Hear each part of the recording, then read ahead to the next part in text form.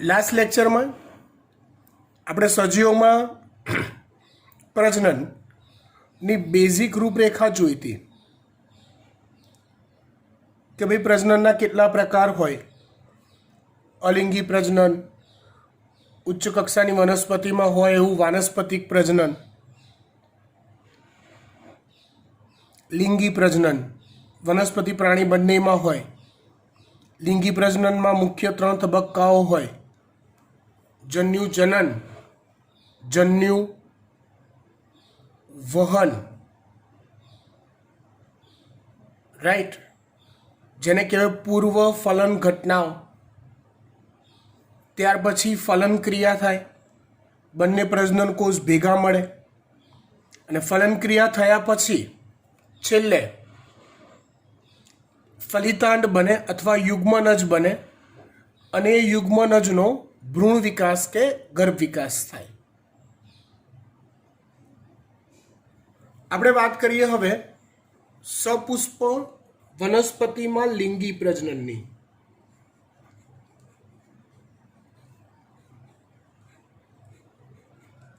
સપુષ્પ વનસ્પતિમાં લિંગી પ્રજનન.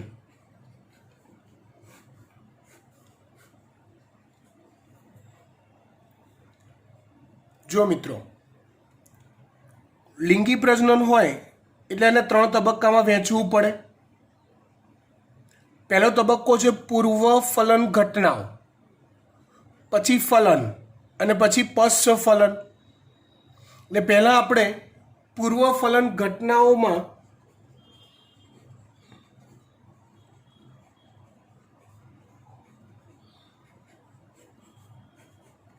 સૌથી પહેલા પુષ્પની રચના વિશે સમજી લઈએ. આમ તો 11માં તમે પુષ્પ વિશે જાણી ચૂકેલા છો, એટલે ટેક્સ્ટબુકમાં એની આકૃતિની ચર્ચા કરી છે કે ભાઈ વજ્રચક્ર, દલચક્ર, પુકેસર ચક્ર, સ્ત્રીકેસર ચક્ર. આપણે બધી ડિટેલ આકૃતિ દોરીને ચર્ચા કરતા નથી, કેમ કે 11માં મેં ડીપમાં આવી ગયેલું છે, રાઈટ. હવે પુષ્પમાં 2 ચક્રો એ લિંગી ચક્રો તરીકે ઓળખાય: પુકેસર ચક્ર અને સ્ત્રીકેસર ચક્ર. આ 2 ચક્રો એ લિંગી ચક્રો તરીકે ઓળખાય છે. એટલે આપણે સૌથી પહેલા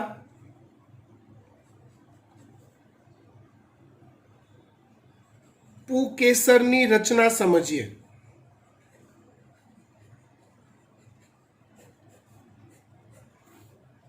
પુકેસર એક આવી રચના હોય છે. એની રચનાને 3 ભાગમાં વહેંચી શકાય.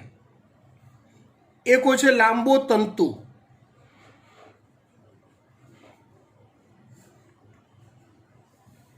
તંતુ જે છે એ તંતુ પરાગાસનના છેડે, તંતુ જે છે એ પુષ્પાસનના છેડે હોય. પુષ્પનું આસન એના છેડે હોય અને આ જે કોથળી જેવું પરાગાશય છે એ મુક્ત છેડે હોય છે. એ બંનેને જોડતી રચના જે છે એને કહેવાય છે યોજી. એને કહેવાય છે યોજી. આપણે પૂર્વફલન ઘટનાની વાત કરવી છે. તો પૂર્વફલન ઘટનાના 2 ભાગ હોય. એક છે જન્યુ જનન અને બીજું છે જન્યુ વહન. તમને યાદ હોય તો ગયા લેક્ચરની વાત, પૂર્વફલન ઘટનાના 2 ભાગ હોય: જન્યુ જનન અને જન્યુ વહન. આપણે અહીંયા જન્યુ જનન તરફ આગળ વધી રહ્યા છીએ, પ્રજનન કોષોના નિર્માણ તરફ. આ પુકેસરની બેઝિક રચના છે, જેમાં પરાગરજ નું નિર્માણ પરાગાશયમાં થાય છે. પરાગરજનું નિર્માણ પરાગાશયની અંદર થાય છે. પરાગાશય વિશે આપણે થોડીક ચર્ચા કરી લઈએ. તો જો પરાગાશય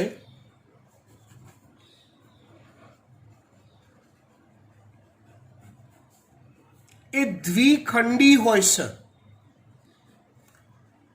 અને એનો પ્રત્યેક ખંડ બે કોટરોમાં વહેંચાયેલો હોય છે.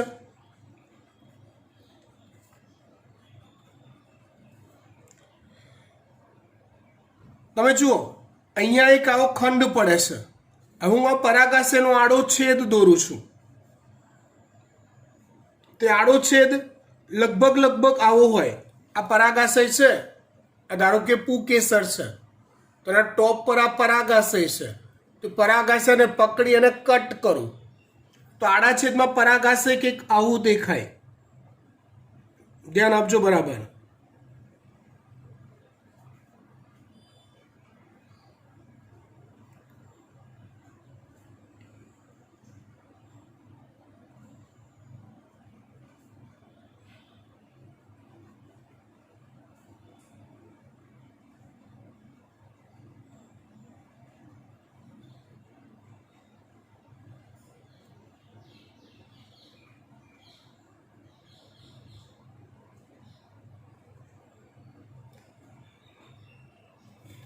આ રીતનું હોય.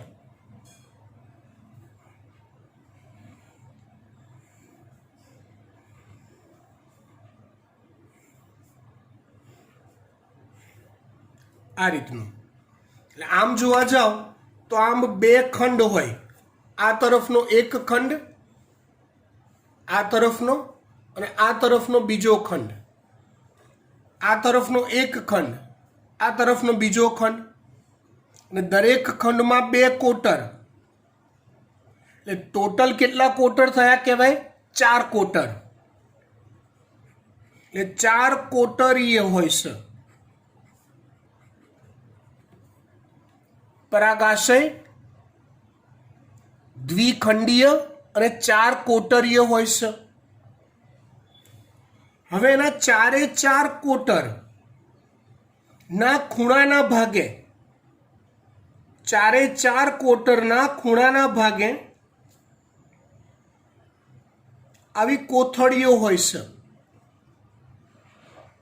આકૃતિ છે પરાગાશયની, પરાગાશયનો છેદ. એ 4 કોટરના ખૂણાના ભાગે આવી એક કોથળી હોય છે. એ કોથળીને લઘુ બીજાણુ ધાની કહેવાય છે.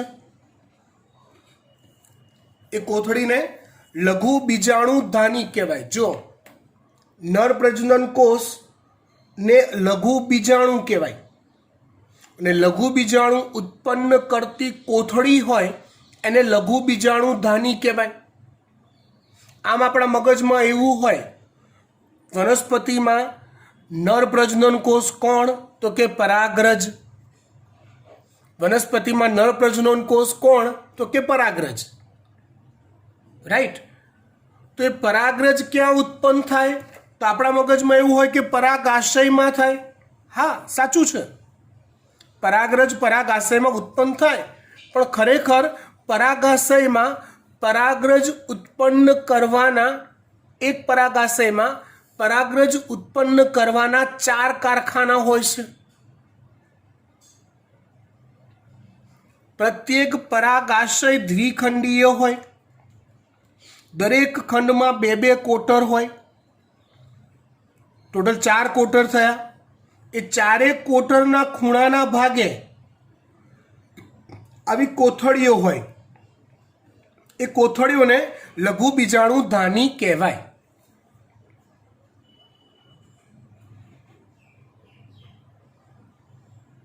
એટલે દરેક કોટરના ખૂણાના ભાગે લઘુ બીજાણુ ધાની આવેલી હોય. ઇન શોર્ટ, હવે આપણે પરાગરજ ઉત્પન્ન કરવા તરફની ક્રિયામાં જો આગળ વધવું હોય તો પહેલામાં પહેલું આપણને લઘુ બીજાણુ ધાની વિશે બધી જ ખબર હોવી જોઈએ. કેમ કે પરાગરજ ઉત્પન્ન કરવાનો ખેલ કોણ પાડે છે? તો કે લઘુ બીજાણુ ધાની પાડે છે. આપણે શરૂઆત કરી હતી, મારે શીખવું છે સપુષ્પ વનસ્પતિમાં લિંગી પ્રજનન. તો મેં નક્કી કરી લીધું કે લિંગી પ્રજનન અંગ કયું છે? તો કે પુષ્પ છે. સારું, પુષ્પમાં લિંગી પ્રજનન અંગો કયા કયા છે? તો કે નર પ્રજનન અંગ તરીકે પુકેસર છે, માદા પ્રજનન અંગ તરીકે સ્ત્રી કેસર છે. તો કે લાવો પુકેસર, એનો પૂરેપૂરો અભ્યાસ કરવો પડશે. લાવો સ્ત્રી કેસર, એનો પૂરેપૂરો અભ્યાસ કરવો પડશે. તો આપણે હાલ પુકેસરનો અભ્યાસ કરી એમાંથી નર પ્રજનન કોષ ક્યાં બને, પરાગરજ ક્યાં બને, કેવી રીતે બને, એ પરાગરજ કેવી હોય, એ બધા વે પર જઈ રહ્યા છીએ. મંતરતા મંતરતા પુકેસરને મંતરતા ખબર પડી કે ભાઈ ભૂકેસરમાં પરાગાશય હોય, આ હોય એ પરાગરજ ઉત્પન્ન કરે છે. એટલે પરાગાશયનો આડો છેદ લીધો, અંદરથી ખોલીને જોવું તો પડે શું છે અંદર. ત્યારે આડો છેદ લીધો તો ખબર પડી, ઓહો અંદર 2 ખંડ છે અને 4 કોટર છે. દરેક કોટરના ખૂણાના ભાગે પાછી આવી એક કોથળી છે. એ કોથળીનું નામ શું આપ્યું? તો કે લઘુ બીજાણુ ધાની. તો આગળનો અભ્યાસ કરવા માટે આપણે શેની વાત કરવી પડશે? લઘુ બીજાણુ ધાનીની વાત કરવી પડશે. ઓકે, કરી નાખીએ વાત એની.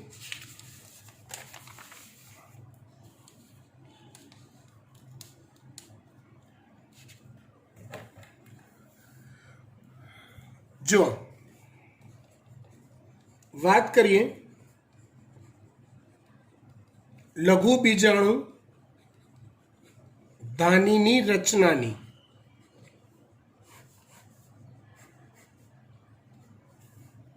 ધારો કે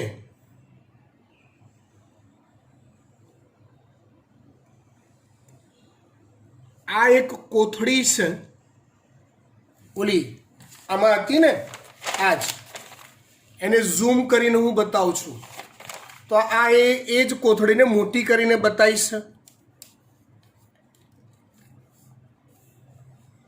તો જો આ કોથળીમાં ટોટલ 4 પ્રકારના સ્તર આવેલા હોય છે. કેટલા પ્રકારના સ્તર આવેલા હોય છે? 4 પ્રકારના.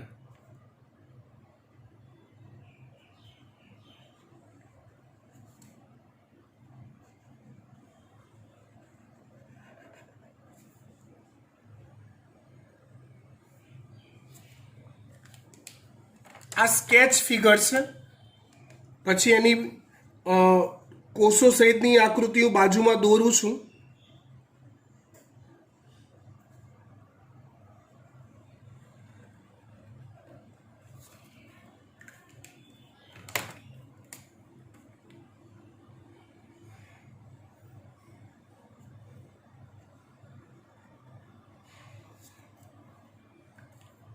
જો એની રચનામાં આવા 4 પ્રકારના સ્તર આવેલા હોય છે.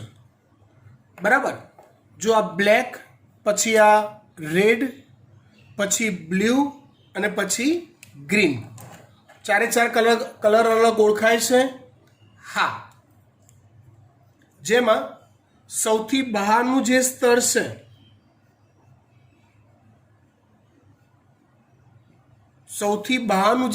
છે એને કહેવાય છે અધિસ્તર.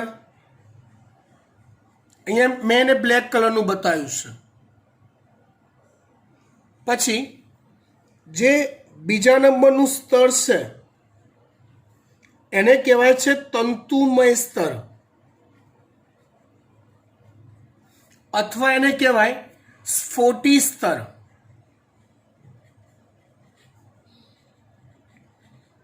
સમજાવું છું આ બધાના અર્થ, ચિંતા ના કરો.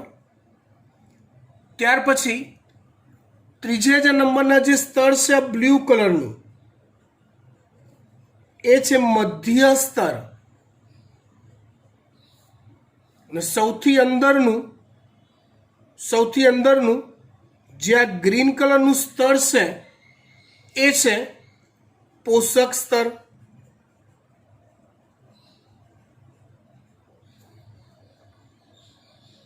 આવા 4 પ્રકારના સ્તરો લઘુબીજાણુ ધાનીની રચનામાં આવેલા હોય છે. હવે હું એવું કરું, વધારે સારી સમજણ મેળવવા માટે આટલા ભાગને કટ કરું. હવે વચ્ચે જે અહીંયા આકૃતિમાં વચ્ચેનો જે આ ભાગ છે ને એ પોલાણ છે. હું પાછું પોલાણ મતલબ જ્યાં પરાગરજ જમા થશે એ જગ્યા છે અહીંયા. હું હવે આટલા ભાગને કટ કરી ઝૂમ કરીને બતાવું છું તમને, એટલે અંદરના કોષોની રચના કેવી હોય એ ખબર પડે.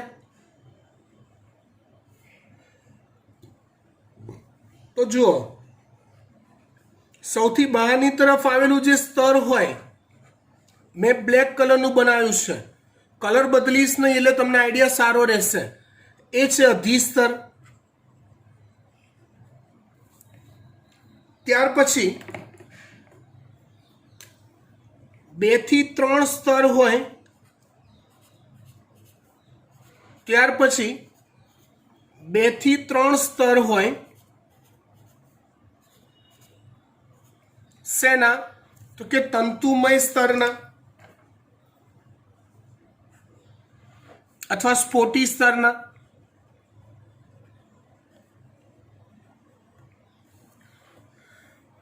ત્યાર પછી બ્લુ કલર છે જે છે મધ્ય સ્તર.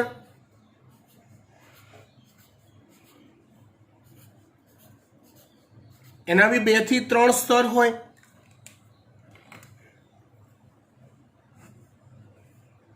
મધ્ય સ્તર. ત્યાર પછી હોય છે પોષક સ્તર. ગ્રીન કલરના બનાવું છું હું. આમાં બી ગ્રીન કલર લીધો તો મેં.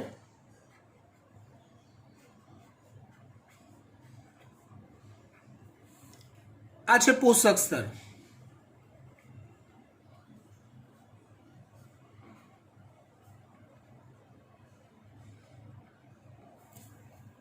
આ થઈ દિવાલનું સ્ટ્રક્ચર અથવા જાડાઈમાં આવેલા 4 સ્તર.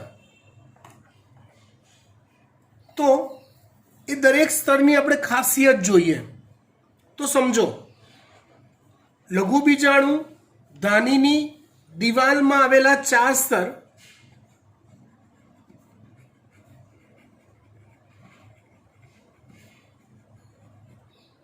જેમાં પ્રથમ 3 પ્રકારના સ્તર બહારથી અંદરની તરફ જતા પ્રથમ 3 પ્રકારના સ્તર એટલે કે અધિસ્તર, તંતુમય સ્તર અને મધ્ય સ્તર જે પરાગસ્ફોટન અને રક્ષણની ક્રિયા સાથે સંકળાય છે. મતલબ તમે સમજો કે આગળની આકૃતિમાં આવી જઈએ એટલે વધારે ખબર પડશે. પરાગરજ ઉત્પન્ન થવાની ક્રિયા આ કોથળીની અંદર રહેલા પોલાણમાં થાય છે. હજી મેં પોલાણમાં શું છે એ ચર્ચા ક્યાંય કરી નથી, હવે કરીશ. પણ પરાગરજ અહીંયા બને છે આ પોલાણમાં. સમજો, એ બન્યા પછી એ તો કોથળીમાં પેક છે. ફલન ક્રિયા થવા માટે એ પરાગરજને સ્ત્રી કેસર સુધી પહોંચવું પડે. તો ઇન શોર્ટ એને કોથળીમાં ફાડીને એમાંથી બહાર આવવું પડે. તો એ કોથળી ફાટવાની ક્રિયા, પરાગરજ બહાર આવે એના માટે કોથળી ફાટવાની ક્રિયાને સ્ફોટન કહેવાય છે. અને જ્યાં સુધી પરાગરજ અહીંયા બનતી પરાગરજ પરિપક્વ થઈ ના જાય ત્યાં સુધી એને અંદર સાચવવાની જવાબદારી પણ આ 4 સ્તરોની છે. આ 3 સ્તરોની છે. 2 કામ અંદર પરાગરજ બેટા હજી બને છે તો કે સારું અમે રક્ષણ કરીશું. ચલો પરાગરજો બની ગઈ, હવે એનું મુક્ત થવાનો વારો છે, સારું અમે સ્ફોટન કરીશું. આ બંને કામ આ શરૂઆતના 3 સ્તર કરે છે: અધિસ્તર, તંતુમય સ્તર અને મધ્ય સ્તર.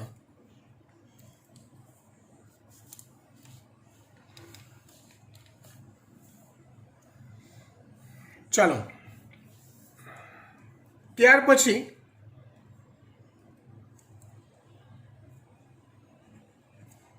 જે પોષક સ્તર છે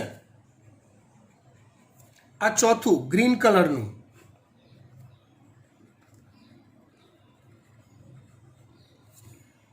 પોષક સ્તર. એ પોષક સ્તર પરાગરજના નિર્માણ તેમજ નિર્માણ થયા પછી વૃદ્ધિ થવા માટે જરૂરી પોષણ પૂરું પાડે છે, જેને પોષક સ્તર કહેવાય છે. આ પોષક સ્તરમાં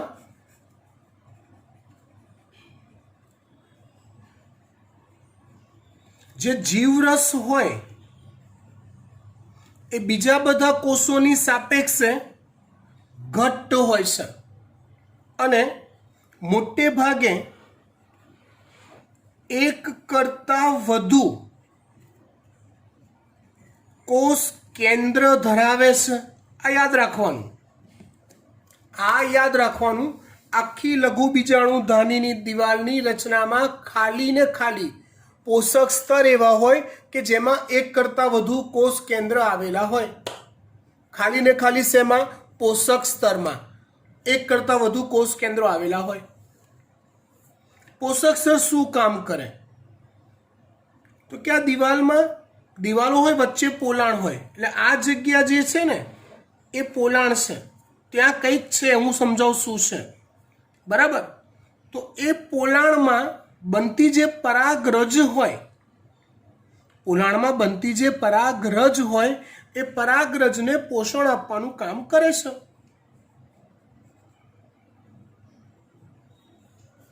લખી કાઢ્યું છે, આગળ લખવાની જરૂર નથી. ચાલો હવે પોલાણની વાત કરીએ. તો પોલાણની અંદર અહીંયા જ લખીએ.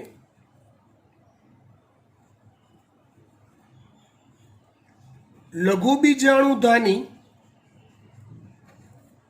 ના પોલાણમાં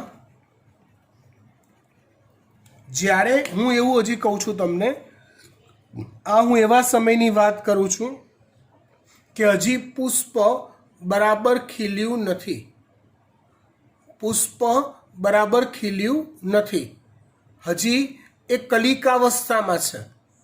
સમજો? તો એ સમયે જ્યારે પુકેસરનો પૂરો વિકાસ નથી થયો, શરૂઆતનો તબક્કો છે, જ્યારે પરાગાશય પૂરું વિકસિત થયું નથી, એવા સમયે સમજો બરાબર, એવા સમયે આ પોલાણની અંદર આ જગ્યાએ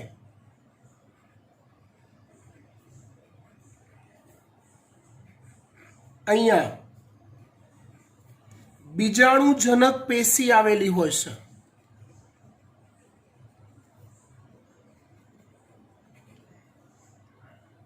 બીજાણુ એટલે અહીંયા આપણે લઘુ બીજાણુ સમજવાના.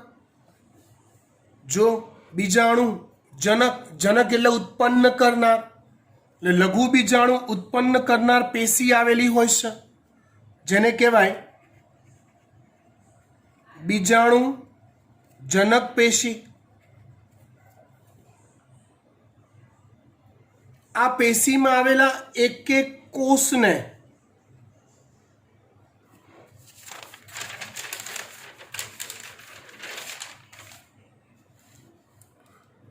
જો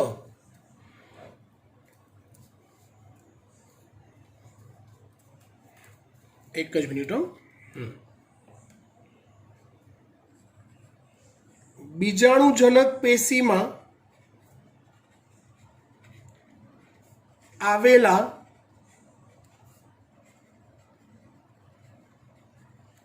એક એક કોષને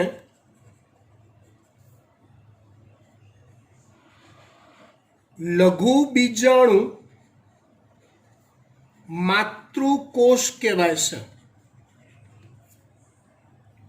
શું કહેવાય છે? લઘુ બીજાણુ માતૃકોષ કહેવાય છે. એટલે જુઓ બેટા, અહીંયા આ જે કોષો છે એનાથી જે પેશી બની અને કહેવાય બીજાણુજનક પેશી, પણ એ ઈચ એન્ડ એવરી એક એક કોષ જે છે એને કહેવાય લઘુ બીજાણુ માતૃકોષ.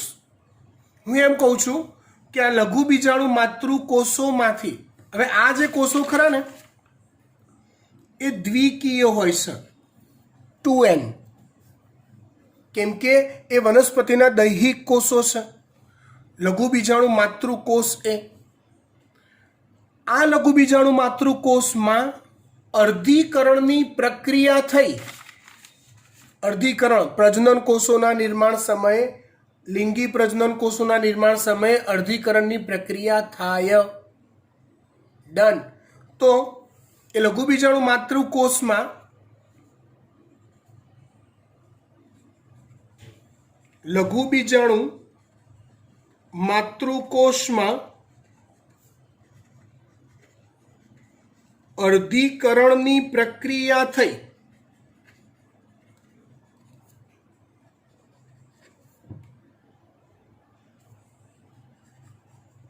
પરાગરજ અથવા લઘુ બીજાણુ નિર્માણ પામે છે.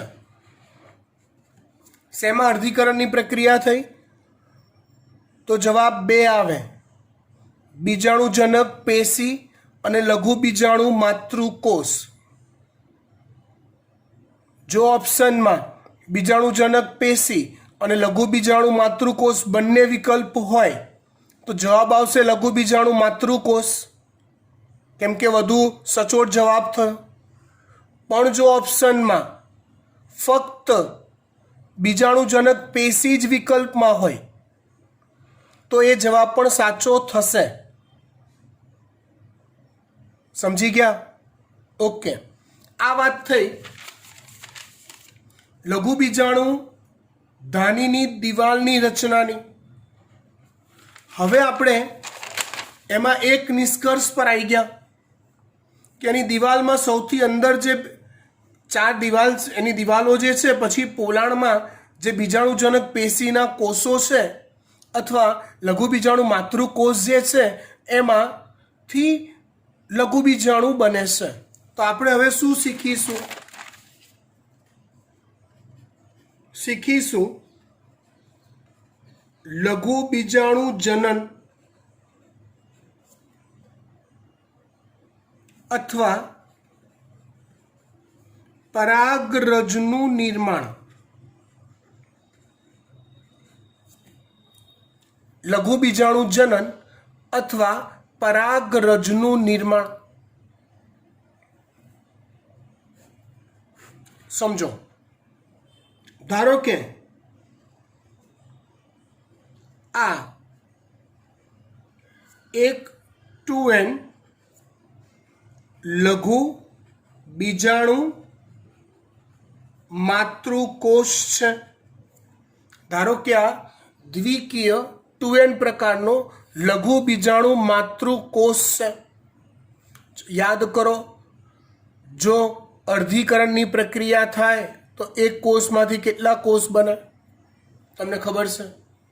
અર્ધીકરણની પ્રક્રિયા થાય તો એક કોષમાંથી કેટલા કોષ બને? 4 કોષ બને. કેટલા કોષ બને? 4. એટલે અહીંયા અર્ધીકરણની પ્રક્રિયા થાય છે. એટલે પહેલા એકમાંથી બે પછી ચાર બને અને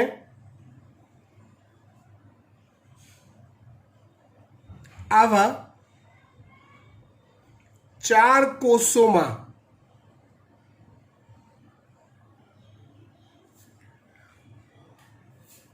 વહેંચણી થાય છે.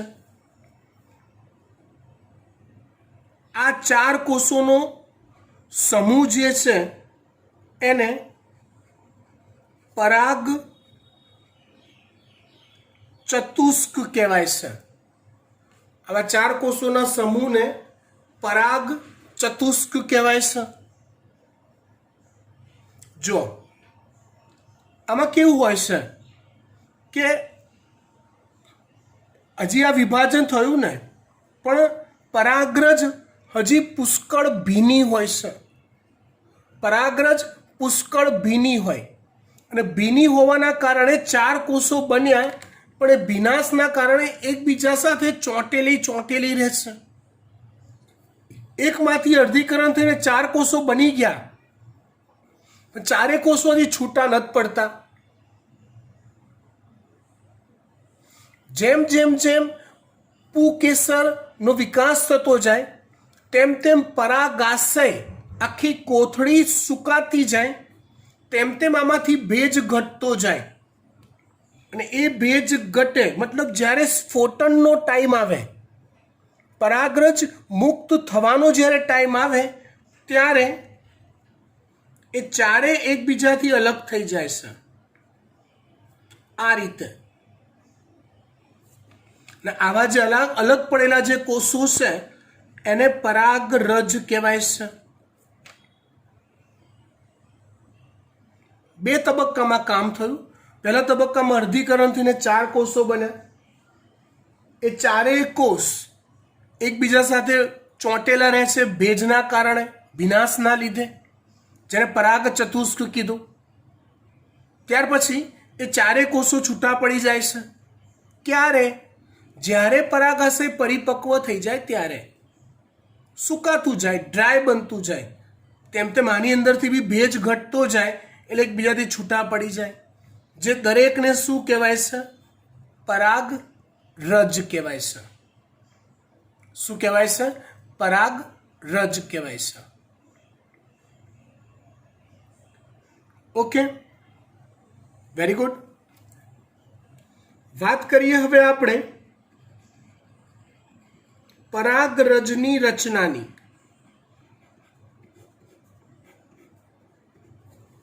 કોની વાત કરીએ? તો કે પરાગરજની રચનાની.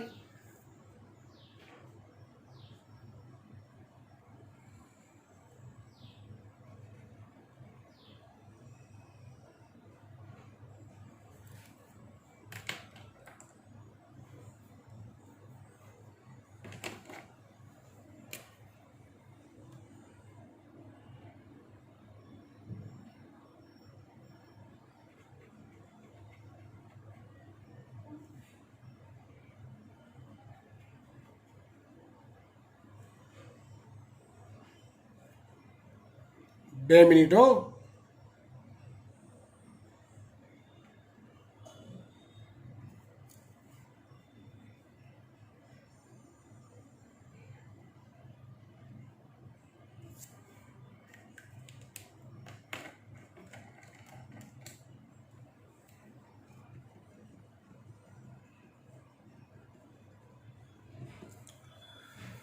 જો પરાગરજ ચોપડીમાં અલગ અલગ સ્ટોરી બધી આપી છે હો. એટલે એ એક તમે એમ જ્યારે થિયોરિટિકલ ચલાવશો ત્યારે સ્પીડમાં જોઈ લેજો, એમને આવડી જાય એવું છે. એ બધી વાત આપણે નથી કરતા કે અલગ અલગ વનસ્પતિમાં એની સંખ્યા જુદી જુદી હોય, એના આકારમાં વિવિધતા હોય, પણ મોટે ભાગે પરાગરજ ગોળાકાર હોય છે. પરાગરજને ઘેરીને બે આવરણ આવેલા હોય છે. સૌથી બહારનું આવરણને બાહ્ય આવરણ કહેવાય છે.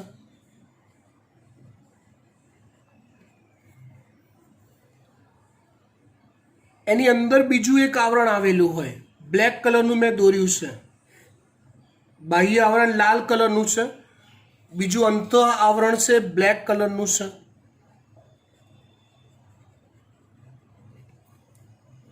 જો બાહ્ય આવરણ જે છે ને એ પ્રમાણમાં સખત અને મજબૂત હોય છે.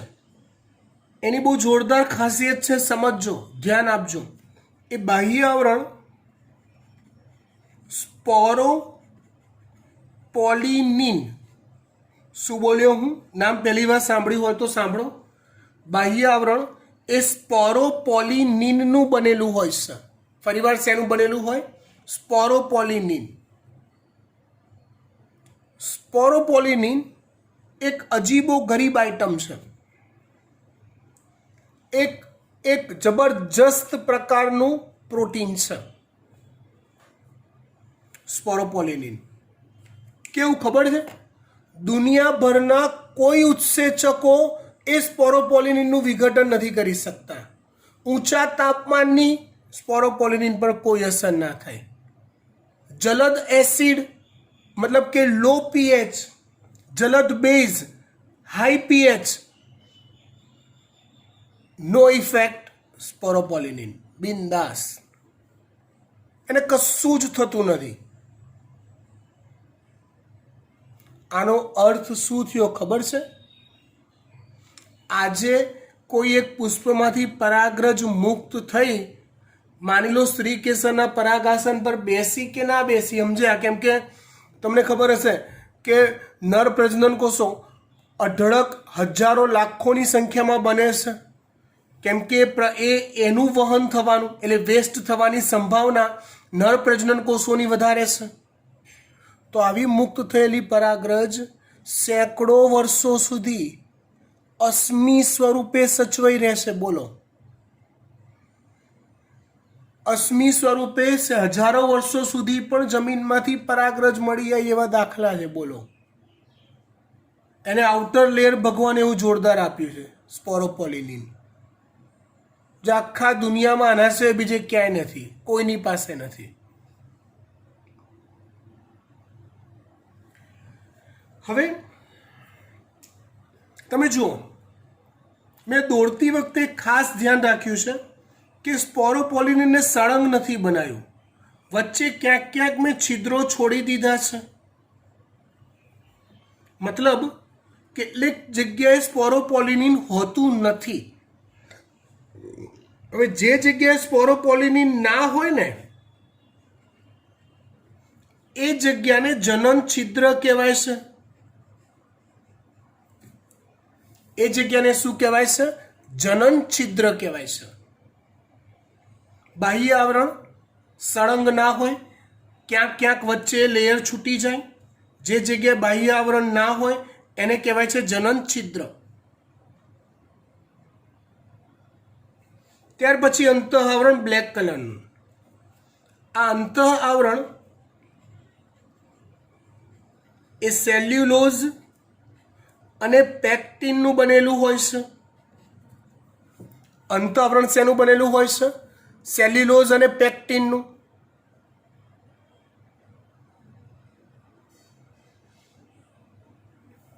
જો અંતઃ આવરણ શું કામ કરે છે? તો કે જ્યારે આ પરાગરજ સ્ત્રી કેસરના પરાગાસન પર બેસે, સ્ત્રી કેસરનું પરાગાસન હોય એના પર બેસે, ત્યારે આ અંતઃ આવરણમાંથી પરાગ નલિકા વિકસે છે અને એ પરાગ નલિકા જનન છિદ્રમાંથી બહાર આવે છે. આમ આ રીતે, અહીંથી કે અહીંથી કે અહીંથી, ગમે ત્યાંથી. એટલે અંતઃ આવરણ ઇન ફ્યુચર પરાગ નલિકામાં કન્વર્ટ થાય છે. અહીંયા તમને એક ક્લ્યુ આપ્યો મેં નીટ માટે, એમસીક્યુ માટે. અંતઃ આવરણના સ્ટ્રક્ચરમાં પેક્ટિન છે, બંધારણમાં પેક્ટિન છે. સવાલ એવો પૂછું કે બીજી કઈ પેશી તમે એવી ભણી ગયા કે જેમાં પેક્ટિન આવતું હતું? યસ, સ્થૂલ કોણક પેશી. આગળ વિચારો, સ્થૂલ કોણક પેશીનું કાર્ય શું? શોધો. ના યાદ આવે તો શોધો. જેટલું શોધાય એટલું શોધવાનું બેટા. બાયોલોજી પાકું થશે, નીટ પાકું થશે, નોલેજનો જથ્થો વધારે ભેગો થશે. એ સ્ટ્રેચેબલનેસ આપે. સ્થૂલ કોણક પેશી સ્થિતિસ્થાપકતા આપે. અને સ્થૂલ કોણક પેશીના બંધારણમાં પણ પેક્ટિન હોય. એટલે લાઈક એવું માની લો કે પેક્ટિનના લીધે આની સ્ટ્રેચેબલનેસ વધી છે અને માટે ઓલું ઇલાસ્ટિકની જેમ આ લેયર ખેંચાઈને આમ લંબાતું હશે. અંત આવરણ સ્ત્રી કેસરમાં આગળ વધતું હશે. ખબર પડી વાત? ગુડ. 2 લેયરની વાત પૂરી કરી. અંદરના ભાગમાં ઘટ્ટ કોષરસ હોય અને એક એન પ્રકારનું કોષ કેન્દ્ર હોય. અંદરના ભાગમાં ઘટ્ટ કોષરસ હોય અને એક એન પ્રકારનું કોષ કેન્દ્ર હોય.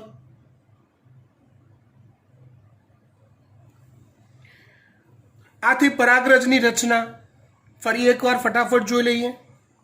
મોટે ભાગે આકાર ગોળાકાર. એનું કદ આશરે, એનો વ્યાસ તમે જોવા જાઓ તો 25 થી 50 માઇક્રોમીટર જેટલો હોય છે એક પરાગરજનો. 2 આવરણ, બાહ્ય આવરણ સ્પોરોપોલિનિનનું વ્યવસ્થિત મજબૂત, એની ખાસિયત હમણાં કીધી. અંત આવરણ સેલ્યુલોઝ અને પેક્ટિનનું બનેલું. બાહ્ય આવરણમાં ક્યાંક ક્યાંક છિદ્રો રહી જાય જેને કહેવાય જનન છિદ્ર. અંત આવરણ સ્થિતિસ્થાપક છે બીકોઝ ઓફ પેક્ટિન. પરાગરજ જ્યારે સ્ત્રી કેસરના પરાગાસન પર બેસે છે, પરાગરજ જ્યારે સ્ત્રી કેસરના પરાગાસન પર બેસે છે ત્યારે એ અહીંથી પરાગ નલિકાનો વિકાસ થાય છે. આ જગ્યાએથી થાય છે. જનન છિદ્રમાંથી બહાર આવે. ઓકે. અંદર ઘટ્ટ કોષરસ હોય અને એન પ્રકારનું કોષ કેન્દ્ર હોય. આ વાત થઈ પરાગરજની રચનાની. ત્યાર પછી આપણે વાત કરવાની આવશે નર જન્યુજનકના વિકાસની. શેની વાત કરવાની આવશે? નર જન્યુજનકના વિકાસની. નર જન્યુજનક નો વિકાસ. ધ્યાન આપજો. જો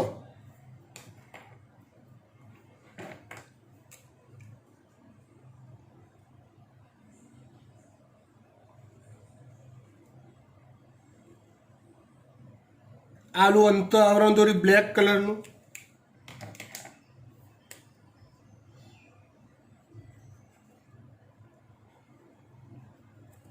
આ લાલ કલરનું શું બનાવ્યું મેં? બાહ્ય આવરણ અથવા સ્પોરોપોલિનિન બનાવ્યું.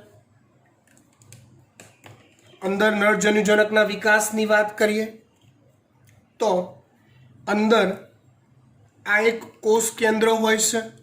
આ રહ્યું. હું અહીંથી આગળ વિકાસ સમજાવું છું. અહીંથી આગળ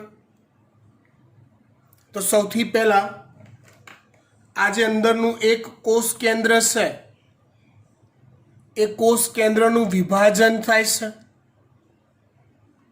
એ કોષ કેન્દ્ર એન છે.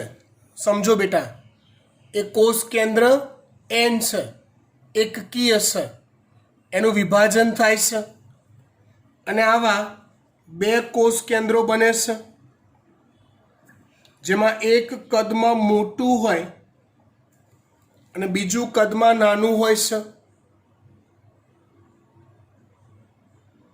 જે કદમાં મોટું બન્યું એ પોષક દ્રવ્યનો સંગ્રહ કરે છે બરાબરનો. જેને વાનસ્પતિક કોષ કે નાલ કોષ કહેવાય છે. ફરી એકવાર, પરાગરજ એમાંથી નરજન્યુજનકનો વિકાસ, તો n પ્રકારના કોષ કેન્દ્રનું વિભાજન થયું, 2 કોષ કેન્દ્રો બન્યા, એક કદમાં મોટું બની ગયું ખોરાકનો સંગ્રહ કરીને, જેને નાલ કોષ કે વાનસ્પતિક કોષ કીધું. બીજું કદમાં નાનું રહેશે, કોષ કેન્દ્ર જ છે, જેને જનન કોષ કહેવાય છે.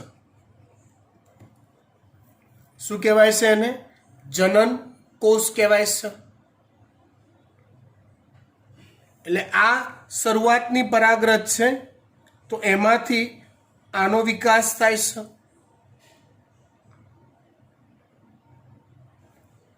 ત્યાર પછી સમજો બરાબર, ત્યાર પછી પરાગરજનું સ્ફોટન થાય છે. સમજો બરાબર ધ્યાનથી. એટલે સ્ફોટન થયેલી પરાગરજ, ઓલું પરાગાશય ફાટ્યું હોય, આ પરાગાશય ફાટ્યું હોય ફ્રાક, તો એમાંથી જે પરાગરજ મુક્ત થયેલી હોય એ પરાગરજમાં આટલે સુધીની રચના ડેવલપ થયેલી હોય. વાનસ્પતિક કોષ અને જનન કોષ જે બંને n પ્રકારના જ હોય, પણ વાનસ્પતિક કોષ કદમાં મોટો હોય, જનન કોષ કદમાં નાનો હોય. અહીંથી આટલે સુધીની રચના બને. પછી પરાગરજનું સ્ફોટન થાય. સ્ફોટન થાય એટલે લાખો પરાગરજ મુક્ત થાય. એ લાખો પરાગરજ પૈકી કોઈ એક જ પરાગરજ સ્ત્રી કેસરના પરાગાસન પર પહોંચવામાં સફળ થાય. જે પરાગરજ સ્ત્રી કેસરના પરાગાસન પર બેસવામાં સફળ થશે એ જ પરાગરજ અહીંથી આગળનો વિકાસ કરશે. બાકીની પરાગરજમાં આટલો નરજન્યુજનકનો વિકાસ થઈને અટકી જાય છે. ફરીવાર ધ્યાનથી સમજો. એકકીય કોષ કેન્દ્ર હોય, એનું વિભાજન થયું, સંભાજન, 2 એકકીય કોષ કેન્દ્રો બન્યા, એક નાનું રહ્યું, બીજા કોષ કેન્દ્રે ખોરાકનો સંગ્રહ કરી કદ વધારી દીધું. જે નાનું છે જનન કોષ, મોટો છે નાલ કોષ કે વાનસ્પતિક કોષ. પરાગરજનું સ્ફોટન થયું. પરાગરજ હવે માની લો હું જે બનાવું છું ને, પ્રોસિજર આગળ દોરું છું ને, એ સ્ત્રી કેસરના પરાગાસન પર બેઠા પછી ઉની સ્ટ્રક્ચર જોઈ રહ્યા છીએ આપણે.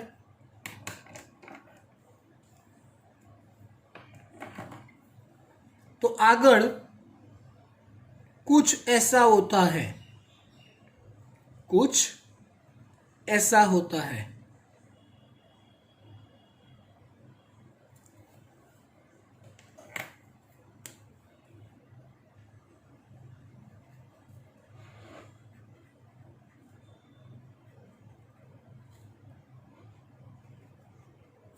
ऐसा मतलब स्त्री केसરના પરાગાસન પર બેઠા પછી અંતઃ આવરણ જે છે એ જનન છિદ્રમાંથી બહાર આવી જાય છે. જનન છિદ્ર જ્યાં સ્પોરોપોલિનિન ના હોય ત્યાંથી બહાર આવી જાય, ને બહાર આવી જાય એટલે આવી એક લંબાયેલી રચના બને છે, જેને પરાગ નલિકા કહેવાય છે. એ પરાગ નલિકા બને. તેમાં સૌ પ્રથમ આ જે નાલ કોષ કે વાનસ્પતિક કોષ છે, સમજો બરાબર, એ અંદર જાય છે પરાગ નલિકામાં. સૌ પ્રથમ કોણ અંદર જાય છે? નાલ કોષ કે વાનસ્પતિક કોષ. એની સાઈઝ મોટી છે, એની સાઈઝ ભાઈની મોટી છે, પરાગ નલિકા નાની છે, અને આ નાલ કોષ પરાણે અંદર જતો જાય છે. તો બુદ્ધિશાળી છો, સમજો શું થશે? તો કે નાલ કોષનું વિઘટન થઈ જશે, તૂટીને ભૂકા થઈ જશે. છોન થતા એ આમે પોષક દ્રવ્ય સભર કોષ છે. એ નાલ કોષ કે વાનસ્પતિક કોષ, વાનસ્પતિક કોષ આમે પોષક દ્રવ્ય સભર છે. તેના પોષક દ્રવ્યો વેરાઈ જશે,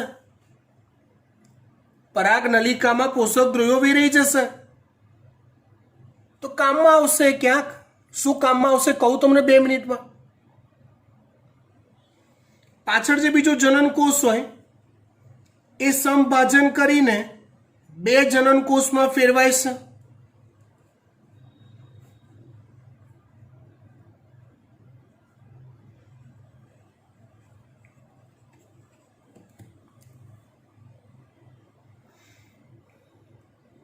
હવે આગળ શું થશે તો જો ત્રીજી આકૃતિ અહીંયા થોડુંક સાંકડું રાખીને બનાવું છું, કેમ કે નહીંતર આખું નવું પેજ લેવું પડશે. આગળ એવું થશે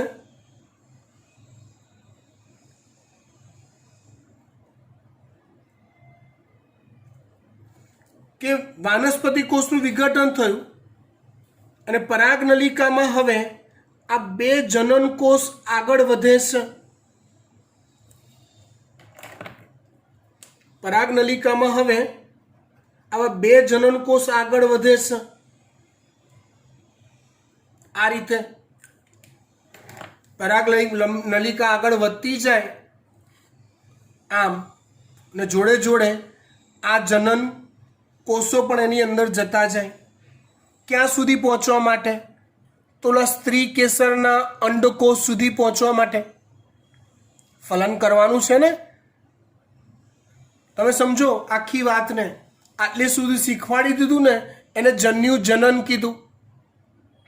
આ હવે કઈ પ્રોસેસની શરૂઆત થઈ ગઈ? જન્યુ વહન. આટલી જે રચના બને, કેટલી રચના? તો કે પરાગરજ સ્ત્રી કેસરના પરાગાસન પર હોય, પરાગ નલિકા બની હોય અને એમાં બે એન એટલે એકકીય જનન કોષ આવેલા હોય. આટલી રચનાને વિકસિત નર જન્યુ જનક કહેવાય. આટલી રચનાને શું કહેવાય? વિકસિત નર જન્યુ જનક. અહીંયા સુધી આપણે સ્ટોપ કરીએ છીએ. આવતા લેક્ચરમાં સેમ આ જ સ્ટ્રેટેજીથી આગળ વધીશું, જેમાં સ્ત્રી કેસરની રચના, એના પ્રજનન અંગોનો આડો છેદ, એની અંદર શું હોય, એની અંદર શું હોય, પછી અંડકોષની રચના, એ બધું આપણે જોઈશું. બરાબર? પણ સમજો, સ્ત્રી કેસરની રચનામાં જે એનો બીજા છે કે અંડકનો જે ભાગ છે એનો અભ્યાસ કરવો બહુ જ અનિવાર્ય છે, કામમાં આવશે આગલા ચેપ્ટર્સમાં બી. બાય.